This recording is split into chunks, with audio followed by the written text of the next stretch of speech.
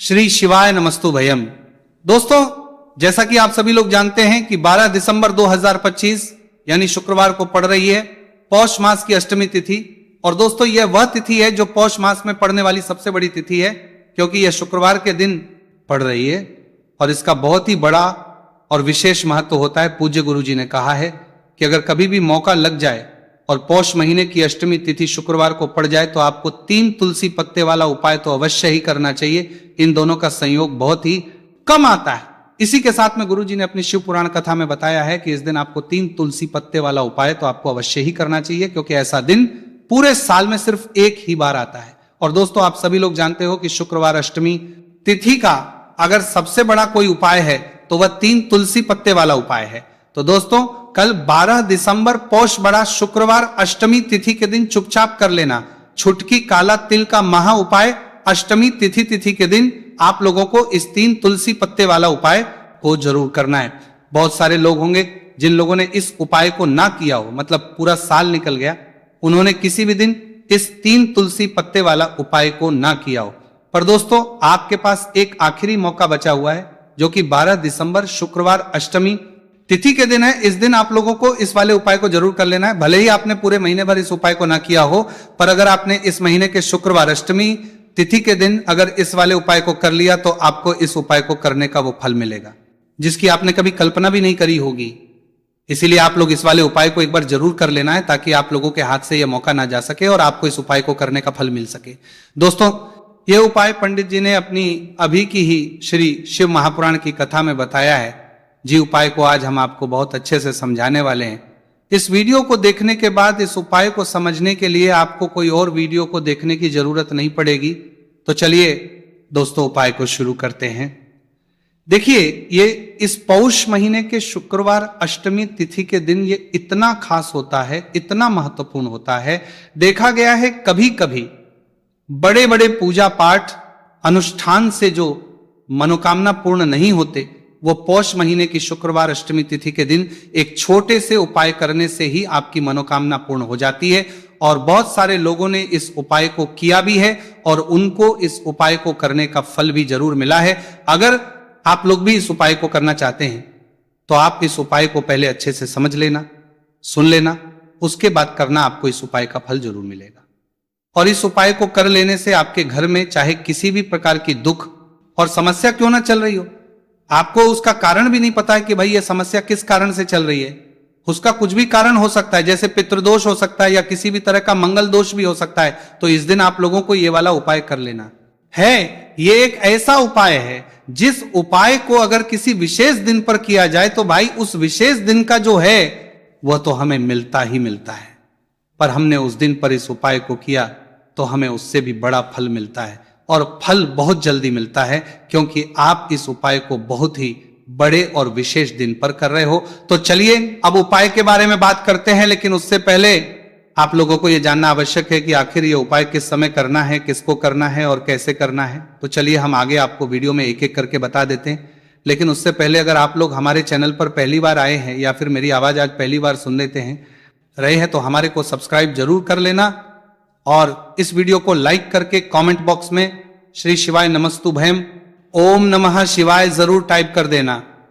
तो दोस्तों, इस 3 तुलसी पत्ते वाला उपाय को हमें इस शुक्रवार अष्टमी तिथि के दिन कैसे करना है, किसको करना है, किस समय करना है और कहां पर करना है, ये सारे सवालों के जवाब आपको इस वीडियो में मिल जाएंगे। और जो ये वीडियो देखिएगा भाई, उसको 3 तुलसी पत्ते वाला उपाय जरूर करना चाहिए, क्योंकि इस दिन तुलसी का भी बहुत ही बड़ा और विशेष महत्व होता है। आ जाए 3 तुलसी पत्ते वाला उपाय की तो यह सोने पे सुहागा वाली बात हो जाती है और ये एक बहुत ही बड़ा उपाय हो जाता है। इस बार के अंदर अंदर के अंदर के अंदर के अंदर के अंदर के अंदर के शुक्रवार अष्टमी तिथि का। तो अब दोस्तों, इस 3 तुलसी पत्ते वाला उपाय को आखिर करना किसको है, सबसे पहले हम लोग वह बात जान लेते हैं। तो देखो, घर की जो बड़ी माताएं बहनें होती हैं, उन माताओं बहनों में से कोई भी एक बड़ी माता बहन इस वाले उपाय को कर सकती है। और दोस्तों, आप चाहें तो अपने घर में से सभी सदस्यों को भी इस उपाय को करवा सकते हैं। अगर किसी व्यक्ति की खुद की कोई मनोकामना है, खुद की कोई दुख और परेशानी है, जो कि वो अपने लिए ही करना चाहता है, इस वाले उपाय को तो वो खुद अपने लिए भी कर सकता है। बाकी अगर कोई घर में से ऐसा है जो कि अपने पूरे घर परिवार की सुख और शांति के लिए यह वाला उपाय करना चाहता है, तो भाई वो भी कर सकता है, उसमें भी कोई दिक्कत वाली बात नहीं है। कहने का मतलब है कि इस उपाय को हर एक सदस्य भी कर सकता है और पूरे घर परिवार के सदस्य के लिए, घर की बड़ी माताओं बहनों में से कोई एक माता बहन भी कर सकती है। माताएं बहनें अगर घर में उपस्थित ना हो या वह ये वाला उपाय ना कर पा रही हो, तो फिर घर का कोई बड़ा सदस्य भी इस 3 तुलसी पत्ते वाला उपाय को कर सकता है, चाहे फिर वो पुरुष ही क्यों ना हो, उसमें कोई भी दिक्कत वाली बात नहीं है। उसके बाद में दोस्तों जो अगला निकल कर आता है वो ये आता है इस उपाय को लेकर के, आखिर इस उपाय को हमें किस समय करना है, सुबह के समय करना है कि शाम के समय करना है। तो देखो इस वाले उपाय को आप लोग सुबह के समय भी कर सकते हो और शाम के समय प्रदोष काल में भी कर सकते हो। अब अगर आप पूछो कि भाई सबसे उत्तम समय कौन सा रहेगा इस 3 तुलसी पत्ते वाला उपाय को करने का, तो हम आपसे बस यही कहेंगे कि इस उपाय को आप सुबह के समय करेंगे तो ज्यादा बेहतर होगा। बाकी अगर काल शाम के समय भी करेंगे तो भी अच्छा होगा, उसमें कोई भी दिक्कत वाली बात नहीं है। तो कोम, अब दोस्तों जो अगली सबसे बड़ी और महत्वपूर्ण बात आती है वो ये आती है कि सुबह अगर हम उपाय को करेंगे तो हमें कितने बजे से लेकर कितने बजे तक के बीच में करना है, और शाम के समय प्रदोष काल में करेंगे तो हमें कितने बजे से लेकर कितने बजे के बीच में करना है। तो देखो सुबह जितनी जल्दी हो सके आप उपाय को करने की कोशिश करना। बाकी अगर किसी कारणवश लेट भी हो जाओ, थोड़ी देर भी हो जाए, तो 10-11 बजे तक भी आप उपाय कर लेना, पर 12 बजे से ज्यादा देरी ना हो, ठीक है, इस बात का ध्यान रखना। उसके बाद में दोस्तों अगर शाम के समय प्रदोष काल की बात करें, प्रदोष काल का जो समय है होता है वो शाम के 6 बजे से शुरू हो जाता है। मतलब शाम के 6 बजे से लेकर 7 बजे के बीच का जो समय होता है, यह समय प्रदोष काल का समय होता है। तो आप इस उपाय को 7 या 8 बजे के बीच में भी कर सकते हो। मतलब शाम के 6 बजे, रात 8 बजे के बीच में आप कभी भी इस वाले उपाय को कर सकते हो, उसमें कोई भी दिक्कत वाली बात नहीं है। तो देखो दोस्तों सबसे पहला उपाय देखिए आपको क्या करना है, तुलसी जी के 3 पत्ते लेना है।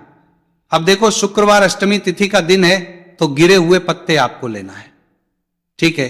आप 3 पत्ते तुलसी जी के लेंगे। ये इन पत्ते तुलसी जी के आपके घर में मान पूर्ण का वास कराएंगे, आपके घर में खुशियां लेकर के आएंगे, आपके घर में धन संबंधित परेशानियों को करेंगे। देखो कैसे करना है समझना। आप जैसे ही आप क्या करेंगे, 3 पत्ते आपको लेना है, साथ ही साथ आपको लेना है हल्दी, पीसी हुई हल्दी ले सकते हैं, या हल्दी की जो गांठ आती है ना, तो वो हल्दी की गांठ लेना और उसको पीस करके उसका पाउडर बना देना, और उसके बाद उसका उपयोग आप कर सकते हैं। 3 तुलसी के पत्ते के साथ में लेना है 1 चुटकी हल्दी, ठीक है। अब आपको क्या करना है, सबसे पहले तुलसी जी के वहां पर आप जाएंगे शुक्रवार अष्टमी तिथि के दिन, सुबह से लेकर के शाम तक, रात्रि तक, जब आपकी इच्छा हो तब आप उपाय कर सकते हैं। आपको 3 तुलसी जी के पत्ते वहां पर तुलसी माता के सामने आपको रखना है, ठीक है। माटी के ऊपर भी रख सकते हैं या कुछ कपड़ा, लाल कपड़ा बिछाना और उसके ऊपर 3 पत्ते रखना, ठीक है। वहां पर तुलसी माता के वहां पर एक गोल बाती का दीपक आपको जलाना है, ठीक है। गोल बाती का अर्थात उसके अंदर घी होना चाहिए, ठीक है। ये जो दीपक होगा ये होगा भगवान विष्णु के निमित्त। अब आप ये दीपक आटे का भी ले, माटी का भी ले सकते, ठीक है। अब आपको क्या करना है, दीपक आपने प्रचलित कर लिया, 3 तुलसी जी के पत्ते हैं। अब 1 चुटकी हल्दी जो है, हल्दी के अंदर थोड़ा सा जल मिलाना, ठीक है। और आप आपकी सीधे हाथ की चींटी उंगली के पास वाली उंगली, अनामिका उंगली से आपको हल्दी की टीकी तीनों तुलसी जी के पत्ते पर लगानी है। जब आप पत्तियों पर टीकी लगाएंगे तो ओम नमो भगवते वासुदेवाय का जाप करना 11 बार, फिर एक तुलसी के पत्ते के ऊपर हल्दी की टकी लगाना। आ गई आपको बात समझ में। फिर वापस से 11 बार जाप करना, फिर एक और टकी लगाना, फिर वापस से 11 बार जाप करना, फिर वापस से टीके लगाना। देखो भगवान विष्णु को हल्दी बहुत प्रिय है, भगवान विष्णु को तुलसी दल बहुत प्रिय है। अगर आप शुक्रवार अष्टमी तिथि के दिन इस प्रकार से उपाय करते हैं, भाग्य का साथ आपको मिलता है। कई लोग होते हैं ना जो बहुत मेहनत करते हैं लेकिन उनको फल नहीं मिल पाता, तो उन लोगों के लिए विशेष करियो, जिन लोगों को सक्सेस नहीं मिलती है तो उन लोगों को ये उपाय करना चाहिए। करना क्या है, स्त्री पुरुष दोनों में से जो घर के हैं, जो घर में करना चाहते हैं वो सब कर सकते हैं। देखो करना क्या है, तीनों पत्ते में से तीनों पत्ते आपको उठाना है और मां तुलसी से प्रार्थना करना है कि जीवन के सारे अंधकार माता आपको दूर करना है। ऐसी प्रार्थना करते हुए सबसे पहला तुलसी जी का पत्ता है वो आप आपके घर में लेकर के जाना। जहां पर भगवान विष्णु की फोटो हो या भगवान विष्णु के कोई भी अवतार हो, उनके सामने आपको यह पहला तुलसी दल का पत्ता आपको अर्पित करना है। शुक्रवार के दिन तुलसी जी का पत्ता, तुलसी दल जो अगर आप अर्पित करते हैं, हल्दी लगा हुआ, तो भगवान विष्णु बहुत प्रसन्न होते हैं। जब आप रखोगे, जब आपकी जो भी इच्छा हो, उस समय जो भी आप सोच रहे हैं कि आपको ये कामना आपकी जो है कई दिनों से परिपूर्ण नहीं हो रही है, वो आपको बोलना है। और ये तुलसी जी का पत्ता आपको भगवान विष्णु के चरणों में अर्पित कर देना है। पहली बात आ गई समझ में? पहला जो पत्ता है भगवान विष्णु को अर्पित कर दिया, दूसरा जो पत्ता है वो आपको ले जाना है आपके घर में, जहां कहीं भी आप धन रखते हैं ना वहां पर, और ये दूसरा पत्ता आपको वहां धन रखने वाले स्थान पर आपको रख देना है। जब आप धन रखने वाले स्थान पर रखोगे तो 12 माह का जाप कर सकते हैं, भगवान विष्णु के मंत्रों का जाप कर सकते हैं, कुछ भी आप मंत्रों का जाप करें, आप मंत्रों का जाप करें, और उसके बाद ये तुलसी जी का पत्ता आप रख दें। देखो, तुलसी जी का पत्ता आप लाल कपड़े में भी रख सकते हैं या इसे खुला भी रख सकते हैं, बस थोड़ा सा ध्यान रखना, उनको हानि नहीं होना चाहिए, ठीक है। दूसरा पत्ता आपने रख दिया जहां पर आप धन रखते हैं, और तीसरा जो पत्ता है वो आपको रखना है आपके घर के रसोई घर में, और रसोई घर में ऐसे स्थान पर रखना, शुद्ध स्थान पर, जहां पर ध्यान शुद्धता और पवित्रता का विशेष आपको ध्यान रखना है। ऐसी जगह पर मत रख देना जहां पर शुद्धता पवित्रता नहीं हो, ठीक है। तीसरा पत्ता आपको वहां पर रखना है। शुक्रवार के दिन ये 3 पत्ते आपको आपके घर में ही रखना है, और आपके घर की धन से जुड़ी परेशानी, धान से जुड़ी परेशानी, साथ ही साथ घर में सुख समृद्ध से जुड़ी कोई परेशानी हो, वो तीनों दूर हो जाती है। ये तीनों पत्ते आप शुक्रवार के दिन और अगले शुक्रवार को अगर आप पूजन करना चाहते हैं तो तीनों पत्तियों पर मात्र 1-1 टीके वापस से आपको हल्दी की लगा देनी है, ठीक है। ध्यान रखना, तुलसी जी जो है वो बासी नहीं होते हैं। कितने दिन तक? 6 महीने तक। तो आप 6 महीने तक लगातार आप टीकी लगा सकते हैं तो आप लगा सकते हैं, नहीं तो अगर नहीं भी लगाते हो तो भी कोई दिक्कत नहीं है। वैसे के वैसे तुलसी जी के पत्ते वहां पर रखे रहने दें, और उसके बाद जब भी आपको ऐसा लगता है थोड़े से हो गए हैं तो आप इन्हें किसी भी जल में प्रभावित कर सकते हैं, या तुलसी जी की जड़ में आप रख सकते हैं। तो ये हो गया पहला उपाय जो कि सबसे ज्यादा विशेष है, जो कि केवल और केवल शुक्रवार के दिन किया जाता है। अब हम बात करते हैं दूसरे विशेष उपाय की। देखिए, ये उपाय भी आपको तुलसी जी के पौधे के वहां पर करना है, आपके भाग्य का उदय करने के लिए। आपके घर में धन संबंधित परेशानियां हैं, कर्ज की समस्या अगर दिन बढ़ती जा रही है, खत्म नहीं हो रही है, बहुत ज्यादा परेशानियां हैं, तो आपको ये उपाय करना चाहिए। देखो, करना क्या है, बहुत ध्यान से समझना। आपको मात्र तांबे के पात्र के अंदर जल लेना है, उस जल के अंदर एक छुटकी आपको हल्दी मिला देनी है, ठीक है, और साथ में लेना है एक कमल गट्टा। यह केवल उपाय शुक्रवार अष्टमी तिथि के दिन करना। अगर आपको ऐसा लगता है कि आपके जीवन में अष्टलक्ष्मियों का वास नहीं है, भाग्य का साथ आप नहीं मिल पा रहा है, तो आप ये उपाय शुक्रवार के दिन कर सकते हैं, गुरुवार के दिन भी कर सकते हैं, ठीक है। शुक्रवार और गुरुवार दोनों दिन आप ये उपाय कर सकते हैं। देखो, करना क्या है, इस तांब के पात्र के अंदर हल्दी डाली और एक कमल गट्टा डाला। अब आपको तुलसी जी के वहां पर जाना है। देखिए, जब आप हल्दी डालोगे जल के पात्र के अंदर, तब आपको ओम नमो भगवते वासुदेवाय का 11 बार जाप करना है। फिर हल्दी डालना है। जब आप कमल गट्टा डालोगे तब आपको ओम श्री महालक्ष्मी नमो नमः या ओम महालक्ष्मी नमः इस मंत्र का करते हुए एक कमल गट्टा डालना है, 11 बार जाप करना है, ठीक है। कमल गट्टा और हल्दी दोनों होना चाहिए। कमल गट्टा महालक्ष्मी का प्रतीक माना जाता है, और हल्दी जो है वो भगवान विष्णु के निमित्त आप हल्दी डालेंगे, ठीक है। इस जल को आपको तुलसी जी की जड़ में अर्पित करना है ओम नमो भगवते वासुदेवाय का जाप करते हुए। बस इतना सा उपाय करना। धन संबंधित कोई भी परेशानियां हैं वो सब दूर हो, ऐसी आपको प्रार्थना करनी है। कर्ज से जुड़ी परेशानी हो तो ऐसी प्रार्थना करनी है कि ये दूर हो जाए, ऐसी कामना करते हुए ये दूसरा प्यारा सा उपाय आपको करना है। तो देखो, ये हो गया दूसरा उपाय जो कि आप सुबह से लेकर के शाम तक कर सकते हैं। गुरुवार या शुक्रवार के दिन सिर्फ एक बार ही करना है। अब जो कमल गट्टा है, कमल गट्टे को आपको वहीं पर तुलसी जी के वहां पर रखे रहने देना है, आपको उठाना नहीं है।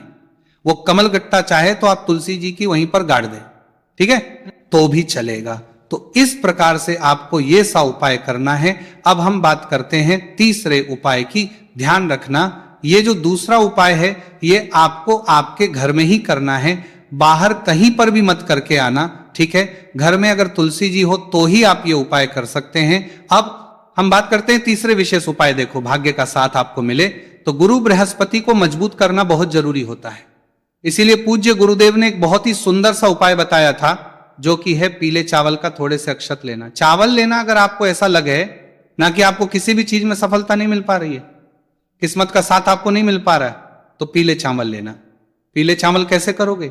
11 चावल लेना साबुत, उसके अंदर पीली जो पीला चंदन है वो आपको मिला देना है और चावल को पीला रंग कर देना है, ठीक है। साथ में लेना है एक बेलपत्र और साथ में लेना है तांबे के पात्र के अंदर जल, ठीक है। ये तीनों सामग्री लेकर के शुक्रवार के दिन सुबह से लेकर के रात्रि तक जब आपकी इच्छा हो तब आप ये उपाय कर सकते हैं। अब आपको क्या करना है?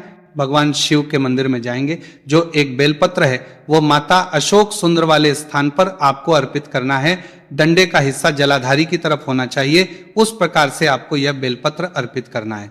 जब बेलपत्र अर्पित करोगे तब आपको कुंदकेश्वर महादेव का नाम लेना है माता अशोक सुंदरी वाले स्थान पर, ठीक है। जो चावल के दाने हैं, जो अक्षत लेकर के आए हैं, वह भगवान शिव के शिवलिंग पर आपको अर्पित करना है।